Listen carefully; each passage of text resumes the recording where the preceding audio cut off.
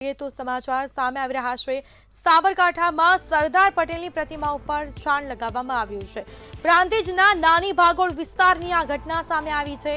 પ્રતિમાના ચહેરા સહિતના ભાગે અજાણ્યા શખ્સે છાણ લગાવ્યું હોવાનું સામે આવ્યું। તો ઘટનાને લઈને સ્થાનિક લોકોમાં ભારે રોષ જોવા મળ્યો છે। તો સ્થાનિકો ભારે રોષે ભરાયા છે। આગેવાનો અને યુવાનોએ પ્રતિમાને પવિત્ર જળ સરદાર વલ્લભભાઈ પટેલનું જે સ્ટેચ્યુ મૂકવામાં આવેલું છે એ ખૂબ ગૌરવની વાત હતી।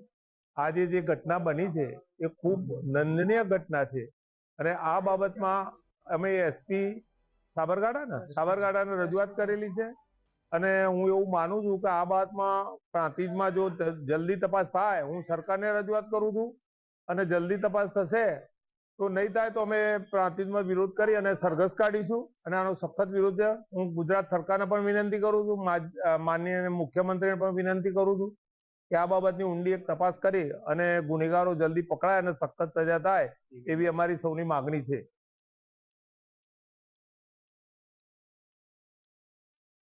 સરદાર પટેલની પ્રતિમા ઉપર છાણ હોવા છતાં આરોપી હજી સુધી કેમ પકડાયો નથી? તો સીસીટીવી છે છતાં પણ હજી સુધી આરોપીની નથી ધરપકડ થઈ। આ માત્ર શરારત કે પછી પાછળ કોઈ મોટું ષડયંત્ર છે તે પણ મોટો સવાલ। તો આપણી સાથે સંવાદદાતા દીપકસિંહ રાઠોડ લાઈવ જોડાઈ ચૂક્યા છે। જી, સરદાર પટેલની જે મૂર્તિ છે તેની ઉપર છાણ લગાવવામાં આવ્યું છે, આખો મામલો શું છે? કહી શકાય કે સાબરકાંઠામાં ગતકાલે જે પ્રાંતિજ છે, પ્રાંતિજના ત્યાં નાની ભાગોળના પાસે સરદાર પટેલની પ્રતિમા હતી। ત્યાં અજાણ્યા શખ્સો હતા તે સરદાર પટેલની પ્રતિમાને છાણથી આખું જે પ્રતિમાને નુકસાન છાણ લગાવવામાં આવ્યું હતું। ત્યારબાદ આખો સમગ્ર મામલો સર્જાયો હતો। ત્યારબાદ જે સ્થાનિકો હતા તે સ્થાનિકોએ પોલીસને પણ જાણ કરી હતી। પોલીસ પણ ઘટના સ્થળે પહોંચી હતી। કહી શકાય કે ત્યાં યંત્ર સર્જાયું છે કે શું છે આના પાછળ એ પણ ખ્યાલ નથી આવતો, પણ કહી શકાય કે ત્યાં મોટી સંખ્યામાં પોલીસ અને સહિત ડીવાયએસપી સહિતનો કાફલો પણ ઘટના સ્થળે પહોંચી ગયો હતો। ત્યારબાદ આખો સમગ્ર મામલો હતો તે સર્જાયો હતો। ત્યારબાદ એસપીજીના કાર્યકર્તા પણ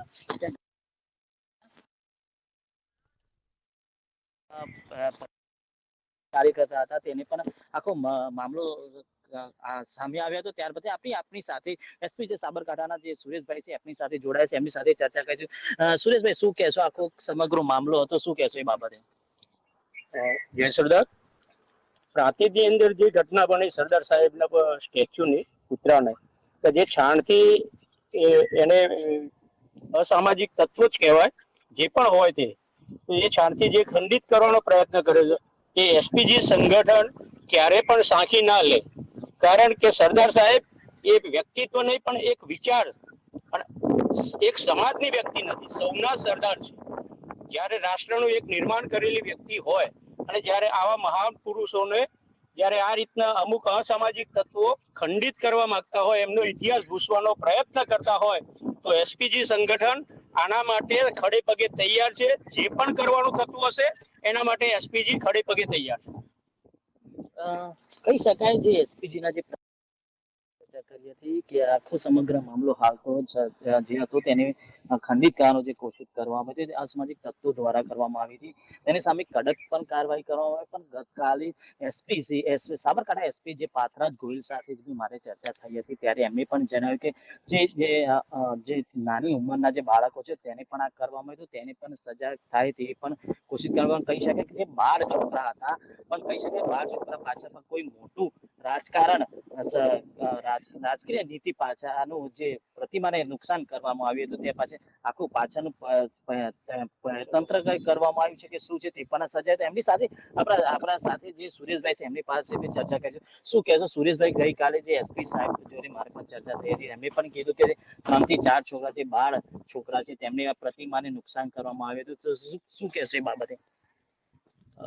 મને પણ જાણવા મળ્યું હતું કે છેલ્લે પોલીસ પ્રશાસને સગીર વયના લગભગ 13 થી 14 વર્ષની ઉંમરના છોકરાઓને એ લોકોએ પકડે છે, પણ આ છોકરાઓને કૃત્ય કરાવવા માટે પાછળ કોઈ એવા વ્યક્તિઓ છે, અસામાજિક તત્વો છે, એની તપાસ કરવી એસપી ગોહિલ સાહેબને મારી ખાસ નમ્ર વિનંતી છે કે આ કેસને એક સગીર વયના છોકરાઓ તરીકે છોડી ના મૂકતા આના પાછળ કોઈ એવો દોરી સંચાર છે, કોઈ મોટી વ્યક્તિઓ છે, કોઈ અસામાજિક તત્વો છે, તો આનો પૂરેપૂરો તપાસગીરી કરી અને પછી એનો યોગ્ય નિકાલ કરે એવી નમ્ર વિનંતી છે.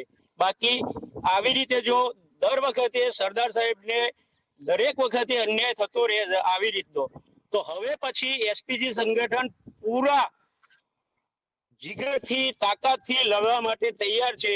સરદાર સાહેબને જો આવી રીતનો હવે ફરીથી જો પણ કૃત્ય કરવામાં આવ્યું તો એસપીજી સાંખી નહીં લે. એ હું એસપીજી સાબરકાંઠા જિલ્લા 108 પ્રમુખ તરીકે આજે હું તમને ફેક્ટ તમારી ન્યૂઝ દ્વારા કહેવું. કહી શકાય કે જે એસપીજી ના જે પ્રમુખ હતા તેને પણ આવી પ્રતિમાને જે નુકસાન વારંવાર થતું તેને સાખી નહીં લેવાનું તો બેન જો તો આપણી સાથે પાટીદારના નેતા દિનેશ બાંભણિયા જોડાઈ ચૂક્યા છે. જી, મંતવ્ય ન્યૂઝમાં આપનું સ્વાગત છે. આજે આખી ઘટના બની છે, સરદાર પટેલની પ્રતિમા ઉપર છાણ લગાવવામાં આવ્યું છે. આ ઘટનાને આપ કઈ રીતે જોઈ રહ્યા છો? રાષ્ટ્રના માટે જેનું ભારતના અખંડ નિર્માણમાં જેનું મુખ્ય યોગદાન છે એવા વ્યક્તિની પ્રતિમા ઉપર જ્યારે કોઈ આવું કૃત્ય કરે છે ત્યારે એ અસામાજિક પ્રવૃત્તિઓ કરનાર લોકોની સામે કાયદાકીય પ્રક્રિયા થવી જોઈએ, એનો ગામમાં વરઘોડો કાઢવો જોઈએ. સાથે સાથે આવું કૃત્ય ભવિષ્યમાં કોઈ પણ નેતાઓ સાથે ન કરે કોઈ, એનું પણ ખાસ તકેદારીના રૂપે કાયદો લાવવો જોઈએ. અને હજી સુધી આરોપીની પણ ધરપકડ નથી થઈ, સીસીટીવી છતાં પણ, તો પછી ક્યાંક પોલીસની કામગીરી ઉપર પણ અત્યારે સવાલો થઈ રહ્યા છે, કારણ કે હજી સુધી આરોપી નથી ઝડપાયા. જી, અમે પણ હમણાં જ મેં અધિકારીઓને વાત કરી છે કે તાત્કાલિક લોકો સામે કાર્યવાહી થાય અને પોલીસ અધિકારીઓ પણ એમાં કામે લાગેલા છે, એટલે જલ્દીથી એમની ધરપકડ થશે. અને અમને વિશ્વાસ છે કે રાજ્યની અંદર કોઈ પણ રાષ્ટ્રના અંદર નિર્માણમાં યોગદાન આપનાર વ્યક્તિની પ્રતિમા ઉપર કોઈ પણ પ્રકારનું લાંછન લાગે એવું કાર્ય ના થવું જોઈએ. બિલકુલ, અમારી સાથે વાતચીત કરવા બદલ આપનો આભાર. તો આખી આ જે ઘટના બની છે, જેમાં સાબરકાંઠામાં ઘટના બની છે, સરદાર પટેલની પ્રતિમા ઉપર છાણ લગાવવામાં આવ્યું છે. તો પ્રાંતિજના નાની ભાગોળ વિસ્તારની આ ઘટના સામે આવી છે. ઘટનાની જાણ થતાં જ આસપાસના લોકો ઘટના પગલે એકત્રિત થયા. અનેક આગેવાનો પણ સ્થળ ઉપર આવી પહોંચ્યા હતા. પ્રતિમાના ચહેરા સહિતના ભાગે અજાણ્યા શખ્સે છાણ લગાવ્યું. ઘટનાને લઈને સ્થાનિક લોકોમાં પણ ભારે રોષ જોવા મળી રહ્યો છે. વારંવાર આવી ઘટનાઓ કેમ બને છે તે પણ મોટો સવાલ છે. સ્થાનિક પ્રશાસન નિષ્ફળ સ્થળ ઉપર પહોંચાડતા હોય છે, તેને લઈને પણ હવે અનેક સવાલો ઉઠી રહ્યા છે. સીસીટીવીના આધારે, સર્વેલન્સના આધારે હાલ તપાસ તેજ કરવામાં આવી. ડીવાયએસપી સહિતના અધિકારીઓએ સ્થળ ઉપર પહોંચી તપાસનો ધમધમાટ શરૂ કર્યો છે.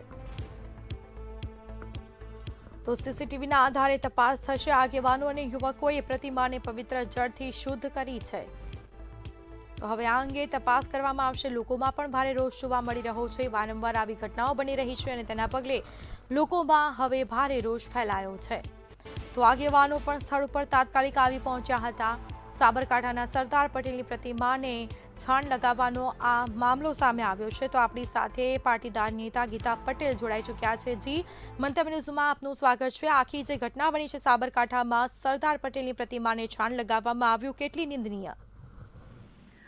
બિલકુલ, આ ઘટના નિંદનીય એટલે છે કે ખબર નહીં ગુજરાતના લોકોના મનમાં શું ચાલી રહ્યું છે. એક બાજુ આપણે સૌથી ઊંચું વિશ્વનું સ્ટેચ્યુ બનાવતા હોય સરદાર પટેલનું, અને એક બાજુ આવા કૃત્ય કરનારાઓ હજુ પણ પકડાય નહીં, અને આપણે આને સમાચાર બનાવીને મારે તમારે બોલવું પડે છે. એ આપણા માટે જ ખૂબ મોટી દુઃખની વાત કહેવાય કે આવા ક્રૂર લોકો કોણ છે, આને કોણ છાવરી રહ્યું છે. અને આવી ક્રૂર માનસિકતા સાથે કોઈ પણ સ્ટેચ્યુને, એ સરદાર પટેલનું હોય કે કોઈ પણ મહાત્માનું હોય, એ સ્ટેચ્યુને આવા કૃત્ય કરવાવાળા લોકોને જેલ ભેગા જલ્દીથી જલ્દી કરવા જોઈએ. કારણ કે જાણી જોઈને મને એવું લાગે છે કે વર્ગ વિગ્રહ પેદા કરવાનું આ ગુજરાત રાજ્યની અંદર ષડયંત્ર ચાલી રહ્યું એવું મને સ્પષ્ટપણે દેખાય છે. બિલકુલ. તો અમારી સાથે વાતચીત કરવા બદલ આપનો આભાર. તો પ્રાંતિજના નાની ભાગોળ વિસ્તારની આ જે ઘટના બની છે, આગેવાનો અને યુવકોએ પ્રતિમાને પવિત્ર જળથી શુદ્ધ કરી. વારંવાર આવી ઘટનાઓ બની રહી છે અને તેને લઈને લોકોમાં ક્યાંક સ્થાનિક લોકો પણ હવે ભારે રોષે ભરાયા છે. તો આગેવાનો અને યુવાનોએ પ્રતિમાને પવિત્ર જળથી શુદ્ધ કરી છે.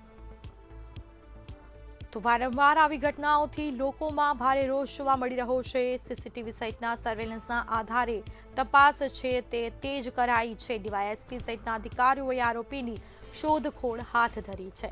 સીસીટીવી સહિતના સર્વેલન્સના આધારે પોલીસ તપાસ કરશે. તો આવી ઘટના જે બની છે તે ખૂબ જ દુઃખદ ઘટના કહી શકાય. આગેવાનો પણ તાત્કાલિક સ્થળ ઉપર પહોંચ્યા. સ્થાનિક લોકો પણ સ્થળ ઉપર એકઠા થયા અને તાત્કાલિક પોલીસને જાણ કરવામાં આવી.